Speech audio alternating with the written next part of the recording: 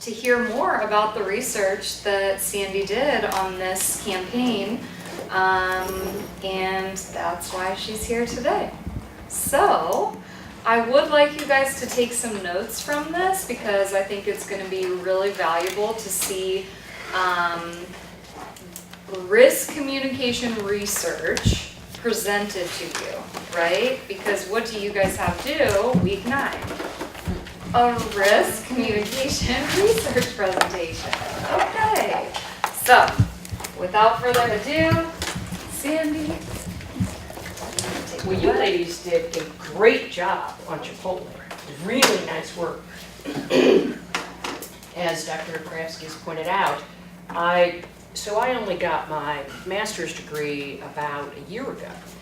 Before that, I had spent 35 years in the television business where I did a lot of strategic communication, ran marketing departments, ran television stations.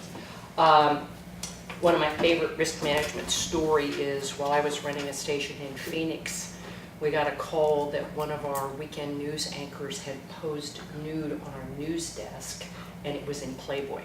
So if you think that, and then I spent 6 months after that managing that risk. And so this is what happens. I want to talk to you today about Chipotle. I do have a 32-page campaign report that if you were really interested, I can let you read, but I won't. Dr. Krafsky tells me that she will stop me if I go on too long. When you spend 6 months of your life researching something, you can just go on and on and on about Chipotle. So that's what we'll do. If you want to use this, Sure. all you have to do is press that to go forward, that to go back.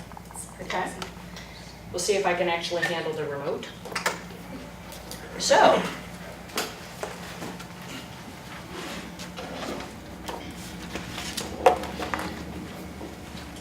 not everyone can claim having invented something. Publications like the Harvard Business Review. It's me. You know what? I don't even have to be here. I forgot that I recorded it. Okay, There we go. that was me recording. Because this is my thesis. Not everyone can lay claim to having invented a concept, but Chipotle can. Actually, the term that Chipotle is credited with inventing is fast casual. Chipotle is a fast casual restaurant. And according to people like the Harvard Business Review and Forbes and Fast Company and even the investment company Motley Fool, Chipotle invented fast casual. So when you talk about Chipotle, particularly in this campaign presentation that I put together, this was a campaign presentation designed to be presented to Chipotle. So when you're presenting to the company who is in the middle of this risk management, you present it a little bit differently than if I were presenting it to some third party who didn't have as much invested as they did. But you do some background, and then you do an analysis, and then you have to review the previous communication prior to the risk, and then you put together a campaign proposal and the goals and objectives of the campaigns and the strategies, and then you decide how you're going to evaluate the success. So, Chipotle, when this was done a year ago, had 60,000 employees and almost 2,200 restaurants. And this is going to be really integral to what we talk about. The word integrity is very, very important. Integrity is important in terms of what did happen, and integrity will be important in what needs to happen. Chipotle had, you all talked about how much you really like Chipotle, and it's a Flagler thing, and it's a young people thing. Chipotle was just a thing. They were very successful. They came on the scene relatively quickly, and they grew very rapidly. One of the reasons that they grew so quickly was because they had a very clear mission and a sense of values. And it was non-GMO, it was food with integrity, and so they became an incredibly popular dining trend. And then this happened. So there were E. coli outbreaks beginning in July of 2015. And Then there was a norovirus outbreak, and then there was a salmonella outbreak, and then there was another E. coli outbreak, and then there was a norovirus outbreak. Chipotle could not get out of their own way at this point. So, ladies, you talked about E. coli, which is certainly an issue, but there were also other things that were breaking out at Chipotle, and so I don't know if you can remember back then, but every time you open the newspaper or you were on Twitter, even people like me are on Twitter, and on Uber, but anyway, one of the things that was happening was every time you heard news about Chipotle, it was the outbreak of something. Norovirus isn't particularly deadly. Salmonella is just hard, but they're not deadly. E. coli, fortunately for Chipotle, didn't kill anyone, but it made a lot of people sick. And at this point, this was one of the worst ones, not based on the number of people affected, but look at the locations. There were outbreaks, illness outbreaks, in a huge number of states. So now this becomes a risk that is really difficult to manage. So, if you're Chipotle, now what? We talked about how the headlines were just devastating. This was Bloomberg Business, and this was what everyone was doing. Chipotle was being ridiculed all over the country. So they've gone from 2,200 restaurants, tens of thousands of employees, to being the place that even people who love Chipotle wouldn't go. Because no matter how much you liked it at that point, you wouldn't want to risk something. E. coli, salmonella, the norovirus. So when I talk about a public relations or risk management strategy, the first thing you have to do is really clearly understand the situation. And this is, I'm sure you've heard of these, and the infamous SWOT analysis. What are the strengths of Chipotle? What are the weaknesses? What are the opportunities? What are the threats? And I'm not going to go, you can all read these, but there are a couple things that are important to look at. The last three things under these things. The food safety program and the use of new technology and tools is a really important part of their strength, along with having a clear mission. The weaknesses, though, there's a tremendous risk in their food supply, which makes them unable to guarantee safety. Because of the kind of restaurant that it is, the very things that made Chipotle so successful are now undermining them. They don't use GMOs, nothing is processed, there are no microwaves in any Chipotle restaurant, and there are no freezers. One of the things that now the sourcing is a little more centralized, but in 2015 and 2016, one of the things that Chipotle was so proud of is the fact that they were locally sourced. So this Chipotle over in front of the Aldi might have been getting their lettuce from somebody in Palatka, which everybody felt really good about. It's locally sourced, it's organic. What it wasn't was quality controlled. Think about that. If every Chipotle is getting food someplace else, someplace different, who's making sure that it's clean? Who's making sure that it's not contaminated? So the same thing that had made them popular meant that they absolutely could not guarantee safety. And I don't know if you noticed, but who was it who did the evaluation? Who looked for the source of the E. coli? FDA. FDA. The FDA couldn't find out what caused it.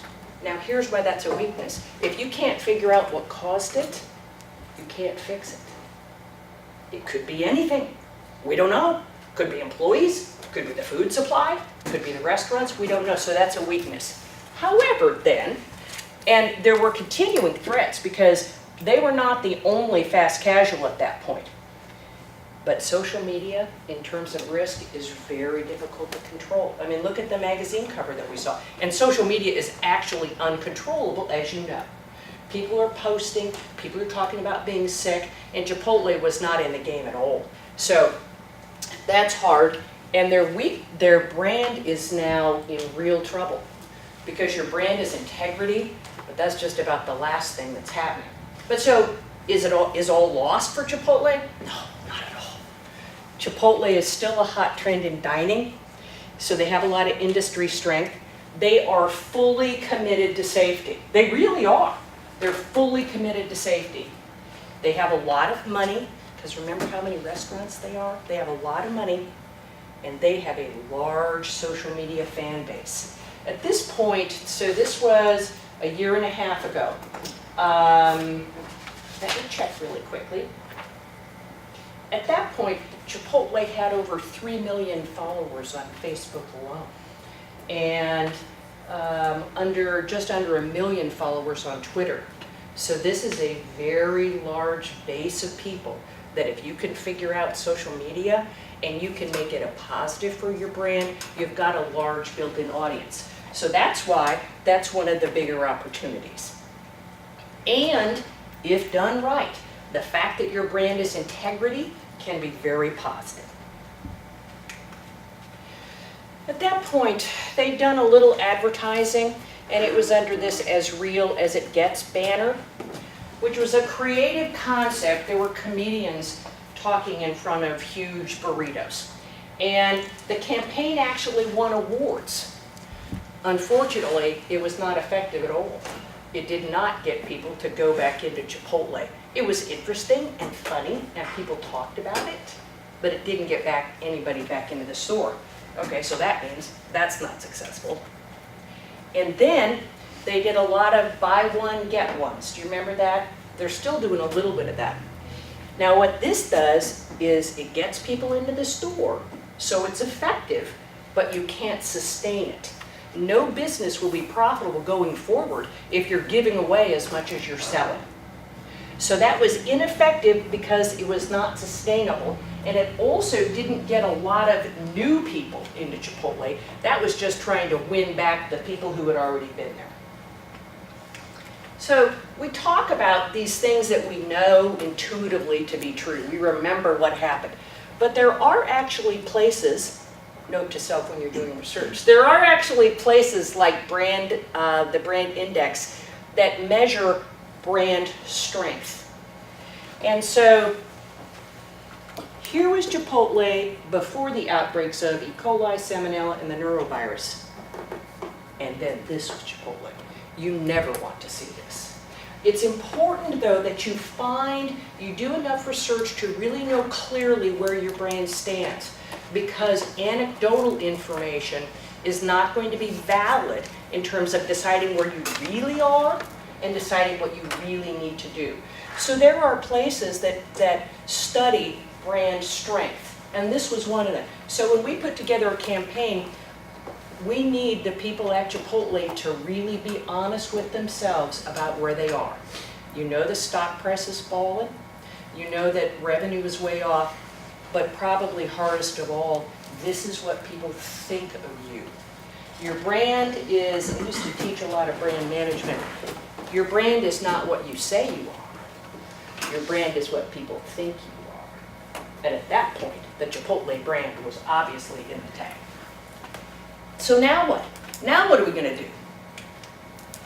Well, I believe that social media can be effectively harnessed for the company's good. And Chipotle's willingness to try new things and a renewed commitment to integrity could fix the Chipotle brand. So I suggested that Chipotle actually jump with both feet into cause marketing. Cause marketing happening on social media. Am I talking too long? Is this too much?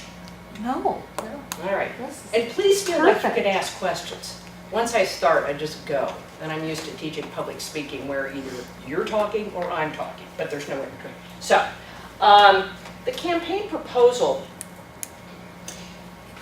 the Journal of Business Research says that a situation like the one that Chipotle finds themselves in is a perfect time to combine a high awareness of social causes with their own brand of integrity. The campaign goal is very simple. It's to improve the perception of the Chipotle brand image.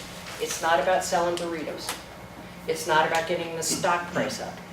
The goal, and it will do all of those things, but the goal is to improve the brand image, which means there will have to be a bold new public relations campaign The Chipotle integrity value must be aligned with more people in more ways. And they have to break through the kind of advertising they were doing before in a highly positive fashion. By the way, they did not decide to leave their advertising agency / PR firm. The firm fired them, which happens very rarely. You really have to have messed up for the people who you're paying to help manage your image, for them to say, yeah, no, we're out. It was that bad for Chipotle. And Chipotle was a huge account for me. So, this is the first strategy. Can you read this? So I built these posts that would go on Instagram, or people could tweet, or that you could post on Facebook, back when people were using Facebook. And the first strategy was to develop and implement bold, high-impact cause marketing campaigns on social media. So this says, "Our hearts are broken for you," #MeToo. Share this post if you agree that no one should be harassed or insulted to keep her job. #integrity, #no excuses, Chipotle. Have you ever seen Chipotle do anything like that? No. So what this requires is you have to move quickly, you have to be paying attention to what's going on in life, you have to be willing to take a stand. And this is the kind of thing that if you have an integrity brand, the Me Too issue is one where if you're about integrity, you should weigh in and you should support part of those constituents. The second strategy was to create a positive brand presence on social media that aligns integrity with the target customer. So once you know who the target customer is, generally speaking millennials, that's painting with a very broad brush, but so to the brave, there were a lot of wildfires in California, and scores of people were homeless and losing their jobs and stuff. So when that's happening, in that moment, you need to be supportive. So can you think of anything that has happened just recently where if this was Chipotle's campaign, what would they have done? Hurricane Florence. Exactly. So when Hurricane Florence occurred, a lot of people without homes, even 37 fatalities. That would be the place where if this was Chipotle's campaign, they can say to the brave men and women rescuing people and pets in North Carolina, we support you. But to do that, you got to have a lot of people paying a lot of attention and move quickly. You can't do it now. You had to do it in the moment. The third strategy is to strengthen brand loyalty with that millennial customer by, which is what I've just said, choosing timely events. So this was after the hurricane in Houston. Recovery may be hard, finding food and shelter doesn't have to be. Together we can help. That was when the proposal was that Chipotle would make very large cash donations when disasters occurred. That Chipotle would say, we will find housing for you. We will provide an income for you for a short period of time. Remember, Chipotle was economically very successful before this happened. So you have to say, we're not going to spend the money on a PR firm. We're not going to spend it on those dopey giant burrito commercials.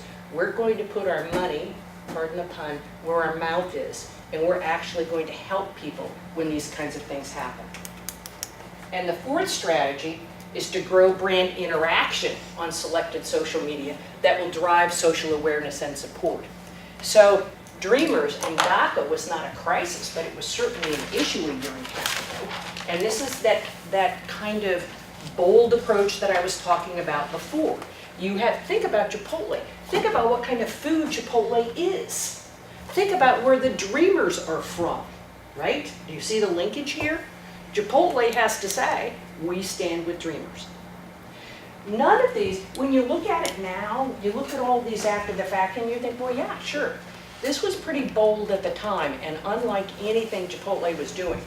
As a matter of fact, it's still unlike anything Chipotle is doing. But this is the way that you can improve a brand organically. And they needed to diversify the advertising strategy to differentiate themselves.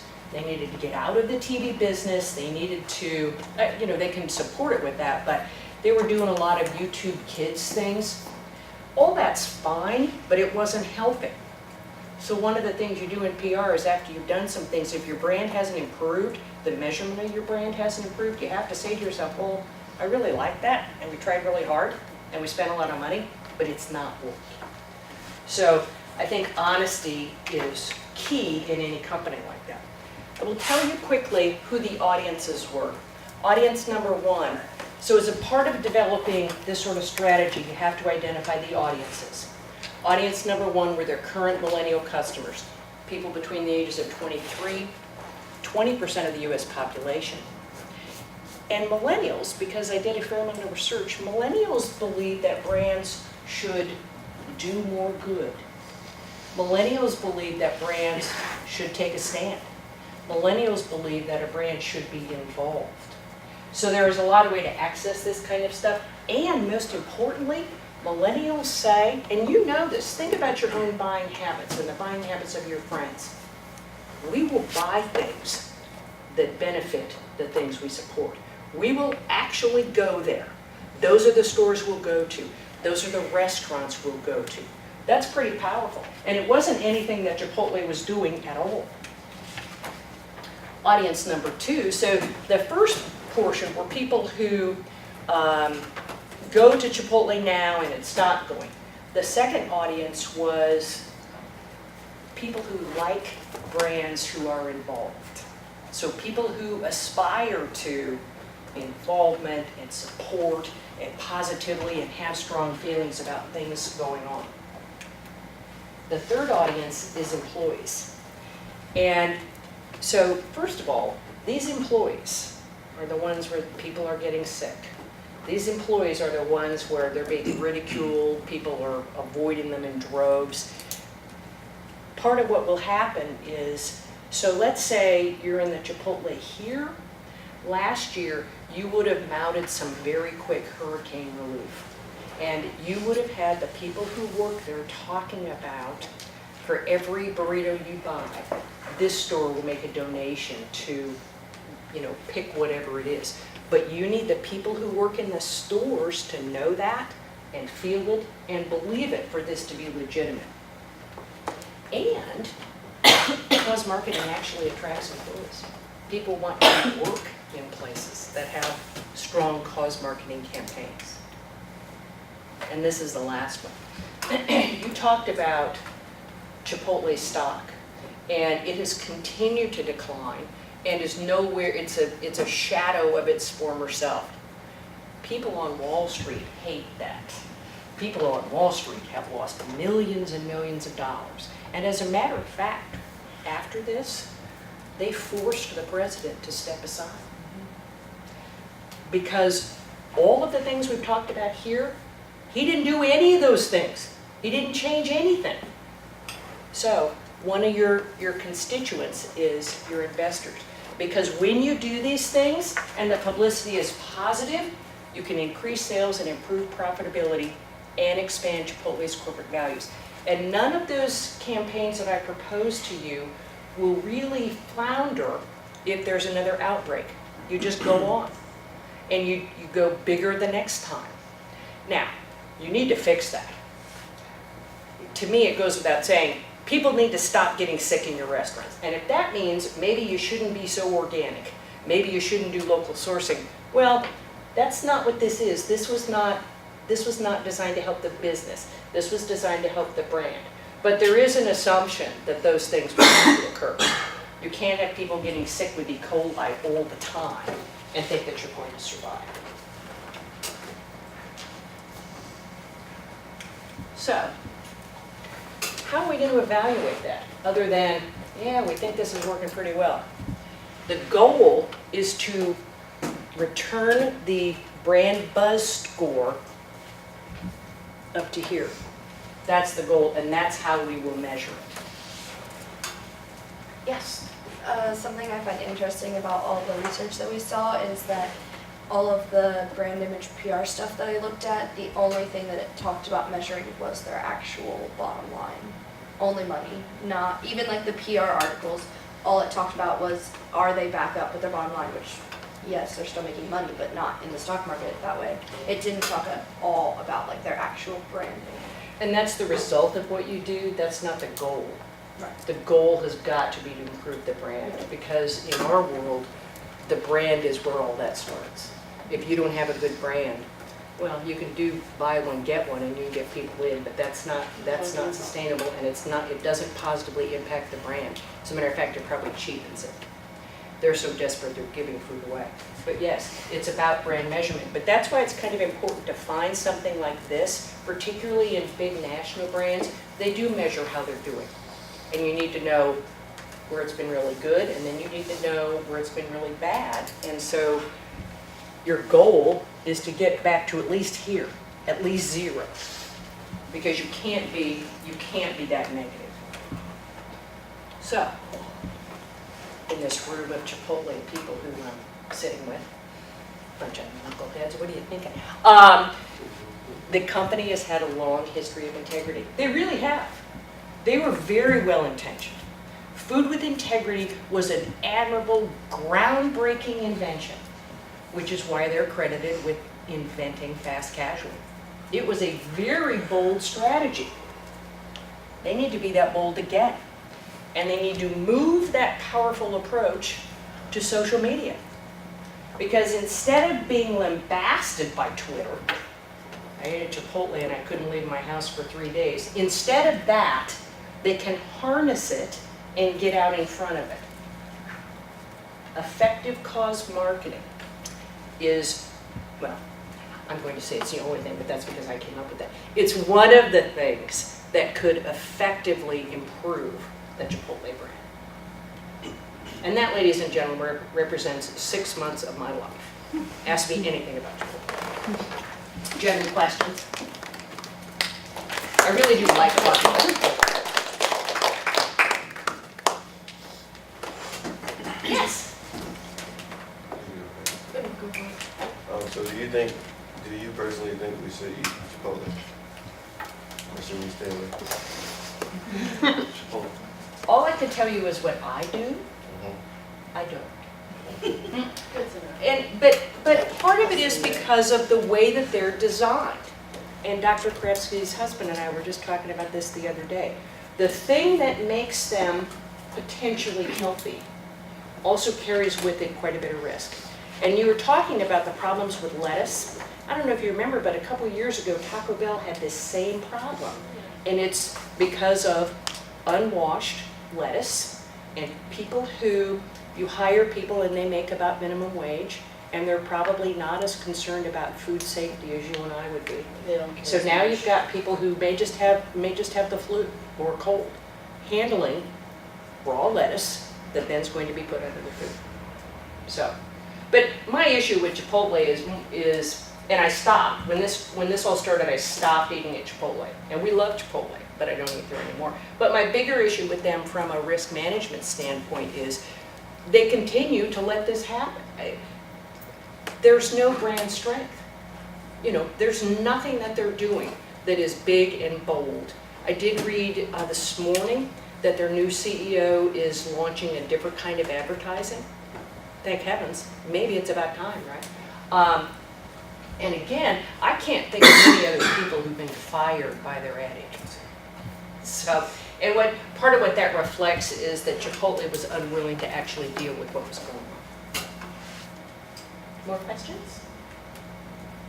Do you think the campaigns, although the campaigns they came out with afterwards were ineffective, do you think they were just ineffective, or that they hurt them more, or people just didn't really, because they were ineffective, it didn't really matter? I don't think it hurt them more. They were already fairly damaged because of what had happened.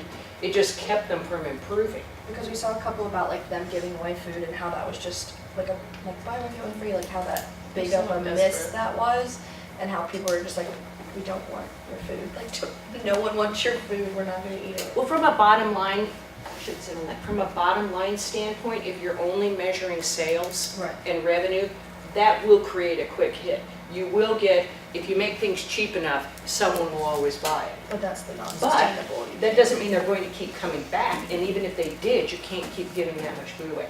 So I don't know that the lack of a strategy has hurt them more, but it's certainly not helping them. And if they don't improve fairly quickly, they're now, since then, they've closed 600 stores, closed. And remember, they were on this dramatic growth trajectory. They were opening hundreds of stores every year. And now, not only they're not opening more, they're going the other way. So why aren't you the head of their?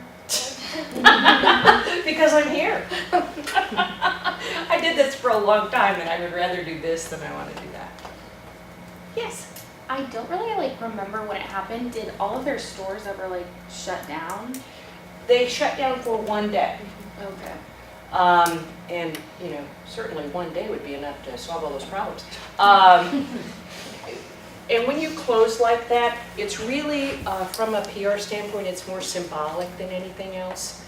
Remember when Starbucks closed not too long ago for their Day of Diversity? Yes, my use of air quotes was slightly sarcastic. That's almost entirely PR. That is, it will get attention, there will be positive publicity generated about you, so that's what you do. They closed for one day. So depending on how severe the problems were, it's impossible to know whether or not they could be corrected. That it was rumored that they told employees not to come in when they're sick. And you have to be more careful with less. And maybe we'll consider freezers. So it's really public relations. The Starbucks thing was public relations. I don't think Starbucks closing for 6 hours was enough to really explain the value and importance of diversity and how we might handle each other as respectful human beings. Because even just closing for one day, they probably didn't have every single Chipotle employee. Probably every employee was not able to come in. Oh no, Because of course what if you don't work on that certain day? Or what if you have unavailability? That's why I don't think closing for a day really does anything to help solve the PR. What's the one thing it does do? It gets some attention, but I don't know. I don't think it does anything to help solve the problem. I would agree. Of the food safety. Now, they didn't have E. coli or norovirus outbreaks for probably 7 or 8 months, maybe close to a year. So they went that long without something happening. And you can do 100 things right in a situation like this, and one thing wrong, and it will undo all of the good that you've done. So that one outbreak that they had, 6 weeks ago, all of a sudden it's Chipotle is not clean, Chipotle is not managing their business very well. And that's part of what happens in risk management, is that it's much easier to do it wrong than it is to do it right. And you have to do it right over and over and over again for a long time. So I feel like the company, the PR agency they hired is known for their gold standard of fixing crisis. I mean, the crisis is not being fixed, so. Well, and I think so the Tylenol crisis, do any of you remember what the Tylenol crisis was? There was a case was it the Northwest, Joe? Somebody had injected something into bottles of Tylenol. So you use a hypodermic and you inject it and people can't tell, and people died. A couple people died from tainted Tylenol. So then they hired this PR firm, and they were very aggressive in correcting this problem. They pulled all Tylenol from all shelves all around the world immediately to figure out what happened, and then they did, and then they slowly began rebuilding. But from the PR agency standpoint, the company was willing to be very aggressive. The company didn't kind of waffle and say, well, probably no one else will get sick. Probably no one else will die. We'll just go with that. But then we'll lose all that money. Right. From pulling all that. Because it's going to be very expensive to pull all the Tylenol from the shelves and tell our customers to throw away the Tylenol that they have. So huge financial downfall. But to people like you don't even know what happened. And it could have been the end of Tylenol if they hadn't handled it so well and had a really good PR company. But you know, successful PR also relies on sort of a willing partnership with the person you're doing PR for. You can't PR your way out of a crisis if the client continues to engage in the kind of behavior that got you into that crisis to begin with. So does the agency like take a hit for them not being willing to like follow through with the campaign because it makes them like look Oh, bad? so if you're the agency Yeah. and the client doesn't do what you're suggesting, Yeah, because then it looks like you didn't manage the campaign. Like people who aren't, I guess I don't know if you call that media literate or us thinking about it, they're just thinking, oh, like the campaign was Well, not managed. And they have their own brand Yeah. that they have to think So they're about. managing themselves Right. well. Right, you guys So many remember layers. Kevin Spacey, his publicist fired him as soon as the allegations came out. Yeah, you're like, oh, I didn't know that. That's one of those other rare examples, yeah. But like as such a big corporate or a big agency, wouldn't you be like, go find someone else that you work with?